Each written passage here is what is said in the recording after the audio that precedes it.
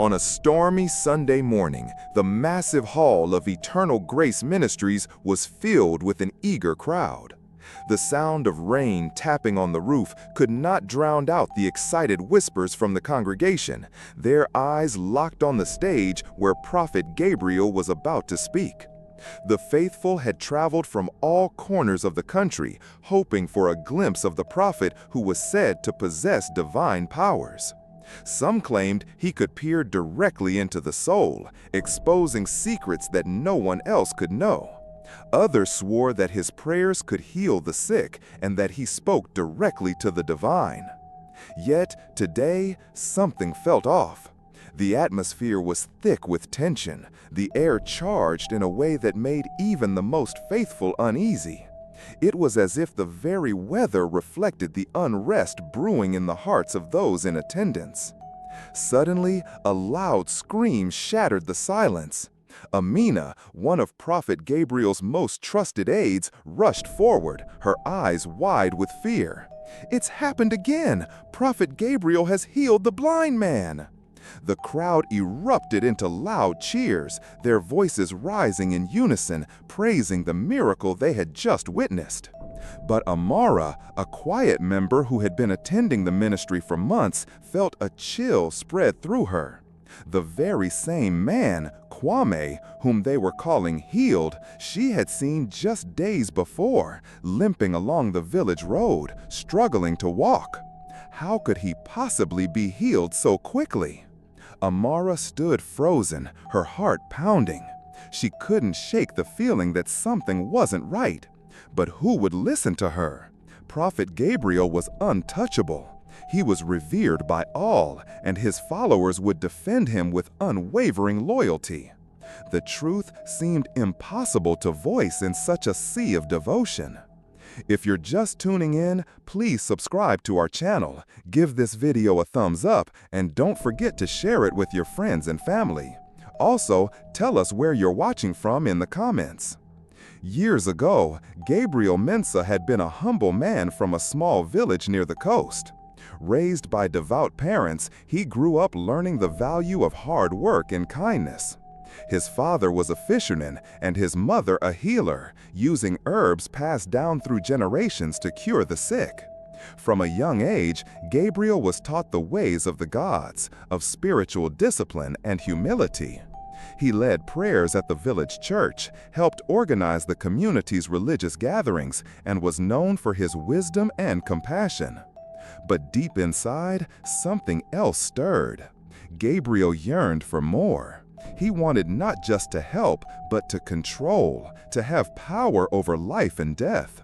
He dreamt of a life that extended beyond his small village, a life where he could be revered by millions.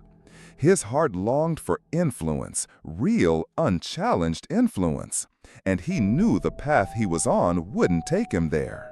One day, at a gathering of spiritual leaders in Accra, Gabriel met Pastor Evelyn, an enigmatic woman who held a mysterious power over the crowd. Her presence was commanding, her voice captivating. She spoke of visions, of divine knowledge, and of sacrifices that led to unimaginable greatness. "Gabriel," she said one evening as they stood by the candlelit altar, "you seek greatness, but it will come at a cost. The gods will not bless you with power unless you are willing to give up something precious. Your destiny is greater than this small life you live." Gabriel felt the weight of her words. He hesitated, unsure of what the sacrifice might entail. But Pastor Evelyn's persuasive arguments about gaining divine favor, seeing the future, and performing miracles were too tempting to resist. He agreed. That night, during a secretive ritual, Gabriel made his offering, his chance at ever having children. As the ritual concluded, he felt a surge of power like never before, as though the universe had opened its gates to him. He had sacrificed a part of himself, but in return, he had gained the ability to heal the sick, to see into souls, and to manipulate the future. When he returned to his village, his newfound abilities were undeniable. People came to him for help, for healing, for guidance. And so he began to spread his influence, establishing his ministry, Eternal Grace Ministries, drawing followers from every corner of Ghana. His fame spread, and with it, his wealth and power. But what none of his followers knew was that each miracle, each blessing, came at a price. And Gabriel's soul, once pure, was now bound to a dark force far beyond his comprehension. As Prophet Gabriel's power grew, so did his desire for more control. He began distributing small, ornate mirrors to his followers. These mirrors, he claimed, were blessed by the gods and had the power to reveal the true nature of the Spirit. "Look into the mirror," he would say in his commanding tone, "and the gods will reveal to you your soul's deepest desires and fears." The followers were entranced. They believed that by gazing into the mirrors each day, they could unlock hidden truths about themselves and grow spiritually. They believed they were on a path to enlightenment, but the truth was far more sinister. Through these mirrors, Gabriel could peer directly into his followers' hearts, reading their weaknesses, their fears, and their deepest secrets. He used this knowledge to control them, to make them dependent on him, ensuring that no one left his ministry. The mirrors, once thought to be a tool for spiritual growth, had become instruments of manipulation and power. One day, Prophet Gabriel called a young woman named Nana Amma to the front of the congregation. "Nana Amma," he began, his voice low and purposeful, "last night you had a dream where you were abandoned by your family, left to fend for yourself. I see the fear in your heart." Nana Amma's eyes widened with shock. "How could you know that?" she whispered. Gabriel smiled softly, his eyes gleaming with the knowledge of her deepest insecurities. "The gods reveal all to me through the mirrors," he said, his words carrying an almost hypnotic weight. "Your path to healing lies in facing your fear of abandonment. You must open your heart and trust the process. Trust me." But in truth, Gabriel had used the mirror to invade Nana Amma's dreams, discovering her vulnerability and using it to further his control over her. The revelation, presented as divine wisdom, was nothing more than manipulation. With each passing day, Prophet Gabriel's influence grew. His ministry expanded, and his followers became more and more devoted. They gave willingly, offering their money, their livestock, and even family heirlooms in the name of the blessings they received. Mama Grace, the faithful followers believed, was a conduit between them and the divine. But to Gabriel, it was a machine, a means to an end. His insatiable hunger for power could never be satisfied by the offerings alone. One day, Kwabema, a wealthy merchant from Accra, came to Prophet Gabriel seeking guidance. His business had been struggling, and despite his riches, he had lost his sense of purpose. "Prophet," he said, bowing before him, "I need your help. My business is failing. I fear for my family's future." Gabriel's gaze lingered on him, his eyes sharp and calculating. "I see," he said, his voice low and soothing. "I can see the darkness surrounding your business, Kwabena. But do not worry, for the gods have spoken to me. There is a way to save you." Kwabena held his breath. "What must I do?" he asked, his voice trembling. Gabriel placed his hand on Kwabena's shoulder and leaned in closer. "The gods require a sacrifice, a cow, a symbol of strength and renewal. You must offer it to the divine to secure your future." Kwabena hesitated. "I do not have a cow," he said quietly. "But I can offer gold. It is the same value, is it not?"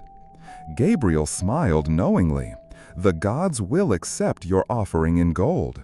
Your sacrifice will be honored, and your life will be renewed." Kwabena, desperate and trusting the prophet, handed over a large sum of gold.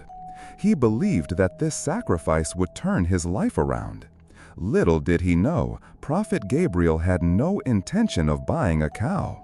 Instead, he took the money and used it to fund his growing mansion and luxury lifestyle, securing his hold on power. The cycle continued. More people came, seeking blessings, and Gabriel continued to take from them, all while pretending to be their divine messenger. As the months passed, Prophet Gabriel's ministry grew to unprecedented heights. His influence spread beyond Accra, reaching neighboring villages and even foreign lands. People came from all over to hear his words, to be healed by his touch, and to bask in the glory of his presence. The more he gave, the more they came, believing that each blessing he bestowed upon them was a sign of divine favor. What they didn't know was that they were feeding the prophet's insatiable hunger. In the quiet corners of the church, Amara continued to observe, her suspicions deepening. She watched as Kwabena returned the next Sunday, his face pale and anxious. He had not found the success he sought, and his business was now in greater peril. "It is not enough," he said, approaching Gabriel. "I need more help." But Gabriel, in his usual fashion, gave him a reassuring smile. "You must continue to give, my son. The gods demand it," he said, his words dripping with conviction. "Only then will you receive true prosperity." Amara could see it all so clearly now. It was a pattern.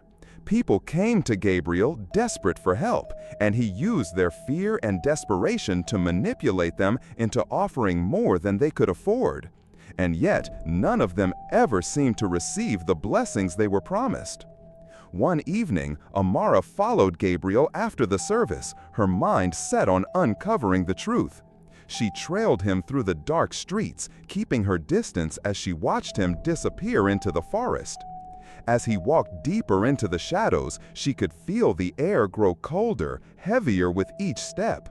When they reached a clearing, Amara hid behind a tree, her heart racing. Gabriel stepped to the edge of a stream and began chanting in a low, guttural voice. Amara watched in horror as Gabriel's form seemed to shift, his body becoming more serpentine, his eyes glowing with an unnatural light. She gasped in disbelief as she realized the truth. Gabriel was not just a prophet, he was something darker, something not of this world. The man she had admired, the one whom the village had praised as a messenger of the divine, was nothing more than a puppet of ancient, malevolent forces.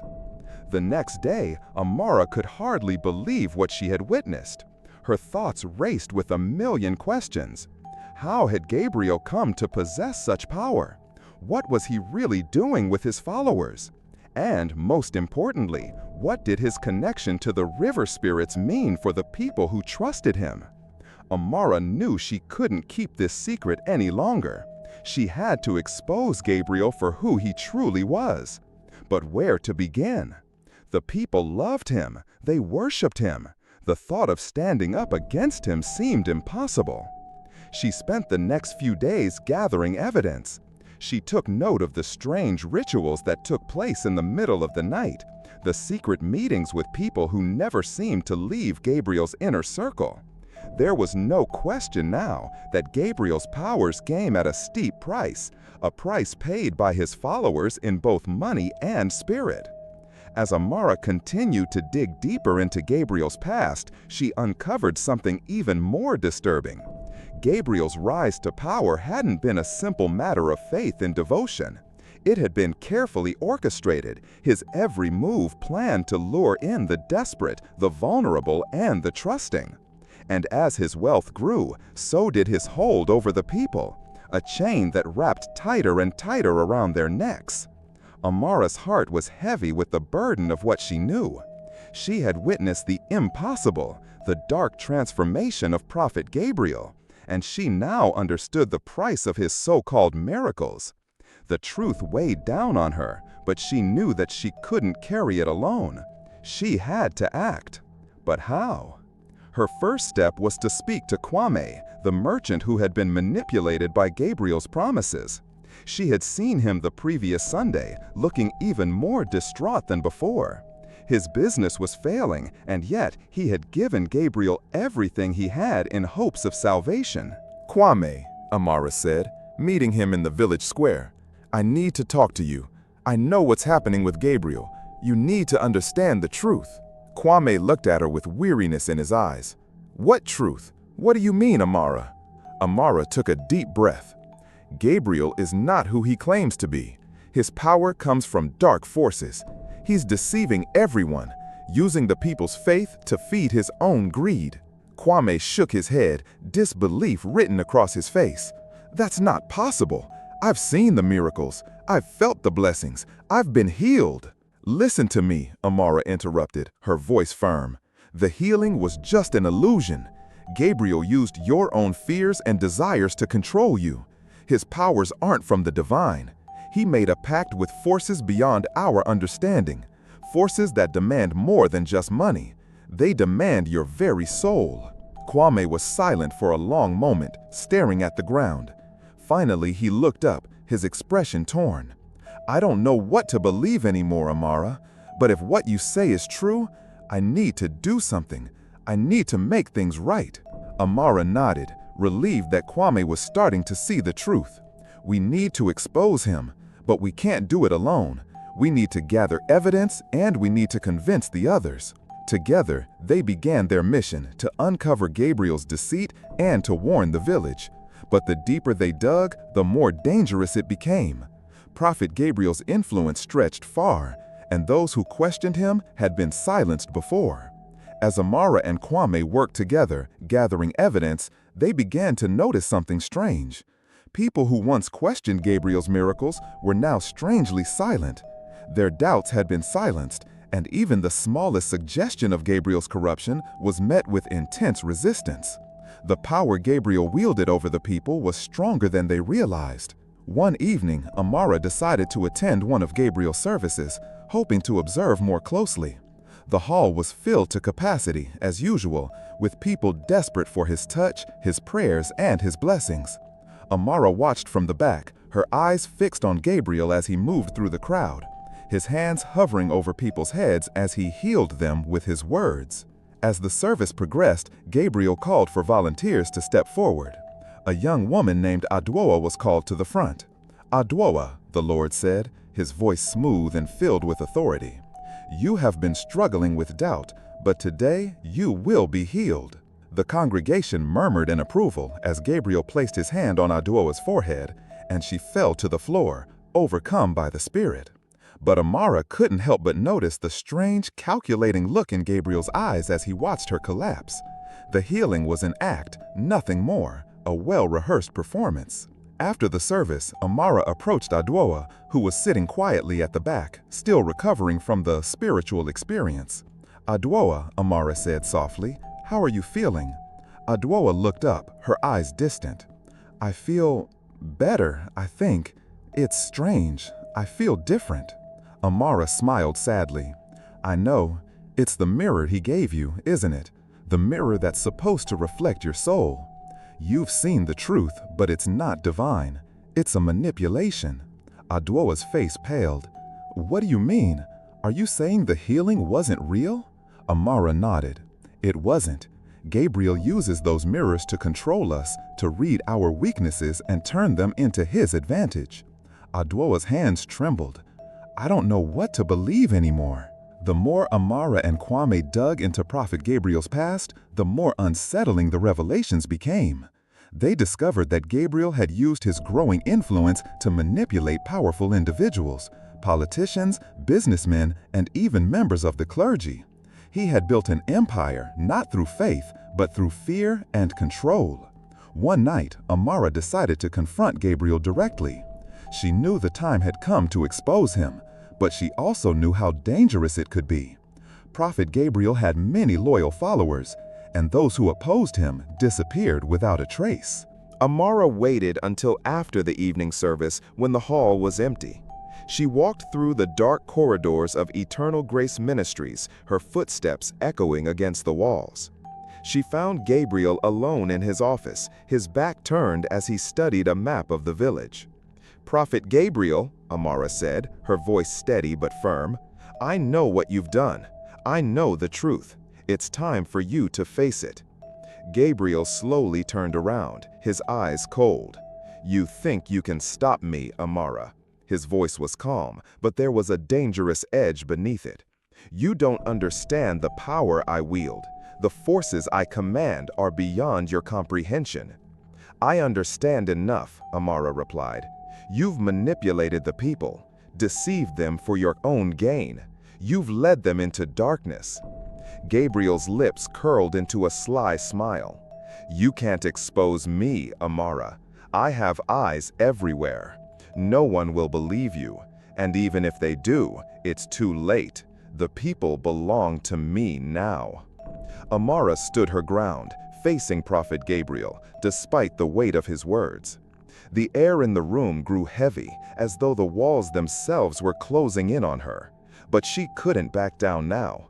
She had seen the truth, and nothing Gabriel said would change that. "You've built your empire on lies, Gabriel," Amara said, her voice shaking with determination. "The people are beginning to wake up. I've gathered evidence, proof of your manipulation. It won't be long before they see you for what you really are." Gabriel's eyes narrowed, his expression darkening. "Do you think you can take me down? You think you can stop this?" he asked, his voice turning cold. "I hold the power of the gods, Amara. You're just a pawn, trying to undo what I've built." A chilling silence hung in the air. Gabriel stepped closer, his presence overwhelming. "I have nothing left to lose," he whispered, "and neither do you." Before Amara could react, he raised his hand in a swift, practiced motion. A sharp pain shot through her chest as though something invisible was squeezing her heart. She gasped for air, collapsing to her knees.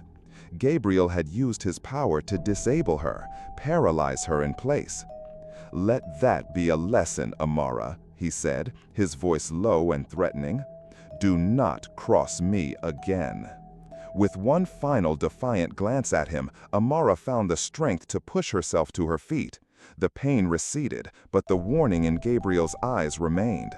She knew she couldn't stop now, but Gabriel had just proven how far he was willing to go to keep his empire intact. Amara left Gabriel's office shaken, but more resilient than ever. She had seen his power firsthand, and she knew that exposing him would require more than just words. It would require action. She needed help. There were others who had witnessed Gabriel's deceit, others who had been hurt by him, but they were too afraid to speak out. Amara began reaching out to those who had been manipulated by Gabriel, starting with Kwame. He had already started to doubt Gabriel, but he wasn't the only one. She sought out Nana Ama, a woman whose family had given up their farm to Prophet Gabriel's ministry. She met with Kwabena, a businessman who had sacrificed his wealth and his future, convinced by Gabriel's promises of success. Together, they began to piece together the truth. They gathered evidence, recorded testimonies, and connected the dots. They learned of Gabriel's involvement with dark forces, his connections with occult rituals that had granted him his power. But every step they took forward was met with greater resistance. Gabriel's followers were fiercely loyal, and anyone who dared question him was cast out, labeled as a traitor. Despite the danger, Amara knew she couldn't stop. She had to go public with the truth. She had to reveal who Gabriel really was before more people lost everything they had. As Amara dug deeper into Gabriel's past, she uncovered more shocking truths. His rise to power had been carefully orchestrated. He hadn't just been born with this ability. He had made a pact, a dangerous agreement that bound him to powers far older and darker than any of his followers could imagine. It all started when he met Pastor Evelyn, the spiritual leader who had introduced him to the ancient rituals. Pastor Evelyn had been a key figure in Gabriel's rise, and Amara tracked her down, hoping to learn more about the pact that had given Gabriel his powers. Pastor Evelyn, now older and wiser, listened to Amara's questions with a knowing look in her eyes. "You seek to destroy him, don't you?" she asked, her voice calm but filled with a strange understanding. Amara nodded, unable to hide the urgency in her voice. He's deceiving people, manipulating them for his own gain. What did he give up? What did he sacrifice to gain all this power? Pastor Evelyn sighed, looking out the window. The price for power is always steep, my dear. Gabriel didn't just give up his family. He gave up his humanity. He made a pact with forces from the river, dark, ancient spirits that feed off fear and power. And in return, they granted him his abilities. His power is not from the gods, it's from something far darker. Amara's heart sank. She had suspected as much, but hearing it confirmed made the weight of the truth unbearable. Gabriel had sacrificed everything, his soul, his humanity, his very essence, for the power that now controlled him. With Pastor Evelyn's help, Amara and her group gathered the last of the evidence they needed. The pieces were all falling into place. Gabriel had not only manipulated his followers through false miracles and promises, but he had also used their faith to strengthen his dark connection with the river spirits. Amara knew they had to expose him now, before Gabriel could grow even more powerful. They arranged for a public press conference where Amara would reveal the truth to the world. She gathered all the testimonies, the evidence, and the documents that would show how Gabriel had used his followers for his own gain. She knew it was risky. Gabriel had too much influence, too many loyal supporters. But she couldn't stop now. The village, the country, needed to know the truth. The people deserved to know who their so-called prophet really was. And with the help of those who had already seen through his lies, Amara felt a renewed sense of purpose. It was time for the world to know the truth about Prophet Gabriel. The day of the press conference arrived, and the tension in Amara's heart was almost unbearable. She had gathered her evidence, testimonies from those Gabriel had manipulated, recorded confessions, and even accounts from people who had been silenced or disappeared under mysterious circumstances. All of this would be revealed to the public. Amara arrived at the press room early, standing in front of a sea of microphones and cameras. She could feel her hands trembling, but she forced herself to stand tall. This was the moment when everything would change. She had to expose the truth, not just for herself, but for everyone Gabriel had deceived and harmed. Kwame, Nana Ama, and Kwabena were there, standing behind her as silent support. Each had suffered under Gabriel's influence, but now they were part of the effort to tear down the false prophet's empire. The room filled with reporters, eager to hear Amara's story, eager to hear about the man they had trusted. The door opened and Amara stepped up to the podium, facing the crowd. She cleared her throat, her heart racing. "Ladies and gentlemen," she began, her voice steady, "today I stand before you not as someone seeking fame, but as someone who has witnessed the darkest side of a man who has deceived you all. Prophet Gabriel is not the man he claims to be. He has lied, manipulated, and stolen from you for years. The miracles you witnessed were nothing more than illusions, crafted to gain your trust and your wealth." The crowd went silent, some with looks of disbelief, others with curiosity. Amara continued, detailing the manipulation Gabriel had used, the false healings, and the spiritual control he had exerted over his followers. She spoke of his dark pact with the river spirits, the price he had paid for his power, and how he had used their faith to feed his own greed. She also played a recording of Gabriel's voice, speaking to Kwame, asking for an offering that would cost him his life savings, promising him wealth and success in return. There was no denying the truth now. As the press conference ended, Amara felt a brief sense of relief. The truth was finally out there, and the world now knew what she had uncovered. But the moment of victory was short-lived. That evening, Amara returned home to find her apartment ransacked.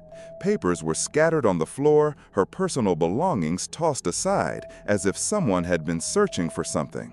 Her heart pounded in her chest as she took in the destruction. She knew immediately who was behind it. Prophet Gabriel was not going to let this go easily. His empire was built on lies and manipulation, and Amara had just exposed the cracks in his carefully constructed facade. As she examined the damage, she found a note left on her desk. It was brief, but the message was clear. "You can't fight me, Amara. You are nothing compared to what I have. The power you seek to destroy is more than you can comprehend. If you continue this path, you will suffer the consequences." The threat was unmistakable, but Amara knew she couldn't back down. Gabriel was trying to intimidate her, but she had seen the truth. She had to continue her mission, no matter the cost. The following weeks were a blur of constant pressure. Amara found herself constantly looking over her shoulder, aware that Gabriel's influence reached farther than she had initially realized. His loyal followers had begun to turn against her, spreading rumors about her intentions and questioning her motives. But it wasn't just the followers who were a threat. Amara received several anonymous warnings, phone calls in the middle of the night, messages left on her doorstep. They all carried the same chilling message: "Leave Gabriel alone, or there will be consequences." Amara began to feel the weight of those threats bearing down on her. But she also knew one thing: she couldn't let Gabriel's terror tactics stop her. She had exposed the lies, and now she had to see it through to the end.